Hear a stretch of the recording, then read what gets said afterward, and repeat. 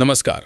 आज की बड़ी खबर यह है कि देश की सबसे बड़ी टेक कंपनी जियो प्लेटफॉर्म्स लिमिटेड जल्द ही भारत का अब तक का सबसे बड़ा आईपीओ लाने वाली है। रिलायंस इंडस्ट्रीज ने इस दिशा में काम शुरू कर दिया है और मार्केट में एक बार फिर सबसे बड़े आईपीओ की चर्चा तेज हो गई है। क्या है इसके पीछे की रणनीति, कंपनी कब तक ड्राफ्ट फाइल करेगी और ये एयरटेल से कितनी बड़ी वैल्यूएशन की उम्मीद कर रही है, पूरी रिपोर्ट आपके सामने है। रिलायंस की सब्सिडियरी जियो प्लेटफॉर्म्स ने अनौपचारिक तौर पर कई बैंकों से बातचीत शुरू कर दी है। कंपनी जल्द ही सेबी के पास ड्राफ्ट डॉक्यूमेंट फाइल करने की तैयारी में है। नए नियम लागू होने के बाद फाइनल प्रॉस्पेक्टस और बैंकरों की औपचारिक नियुक्ति की जाएगी। सूत्रों के अनुसार सेबी के नए नियम जियो के पक्ष में है। अब 5 ट्रिलियन रुपए से अधिक मार्केट कैप वाली कंपनियों को सिर्फ 2.5% का डाइल्यूशन करना होगा। इसका मतलब है कि जियो कम हिस्सेदारी बेचकर भी भारी रकम जुटा सकती है।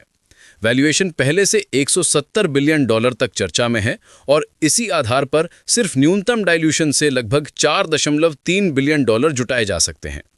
मार्केट में चर्चा है कि जियो का प्रस्तावित वैल्यूएशन उसके बड़े प्रतिद्वंदी भारती एयरटेल से भी ऊपर है।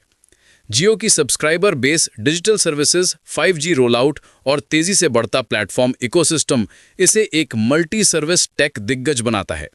इसलिए बैंकर इसे भारत का सबसे महंगा टेक और टेलीकॉम आईपीओ मानकर चल रहे हैं। रिलायंस के चेयरमैन मुकेश अंबानी ने इसी साल अगस्त में कहा था कि जियो की लिस्टिंग 2026 की पहली छमाही में हो सकती है। हालांकि प्रक्रियाएं अभी शुरुआती दौर में हैं और कई चीजें आगे बदल सकती हैं, लेकिन मार्केट का विश्वास है कि ड्राफ्ट फाइलिंग के बाद ये ग्लोबल मार्केट में भी सुर्खियां बनाएगा। पिछले साल भारत का सबसे बड़ा आईपीओ ह्यूंडई मोटर इंडिया ने किया था, जिसमें लगभग $3.3 बिलियन जुटाए गए थे। जियो का प्रस्तावित इशू इस रिकॉर्ड को पार कर सकता है और भारतीय कैपिटल मार्केट में नया इतिहास रच सकता है।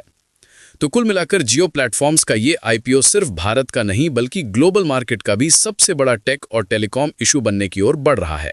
मार्केट में इसे लेकर निवेशकों और विशेषज्ञों की उत्सुकता चरम पर है। हम नजर बनाए रखेंगे कि कब तक ड्राफ्ट फाइलिंग होती है और ये आईपीओ मार्केट में क्या हलचल लाता है। फिलहाल के लिए इतना ही। मैं फिर हाजिर होऊंगा अगली बड़ी अपडेट के साथ। धन्यवाद।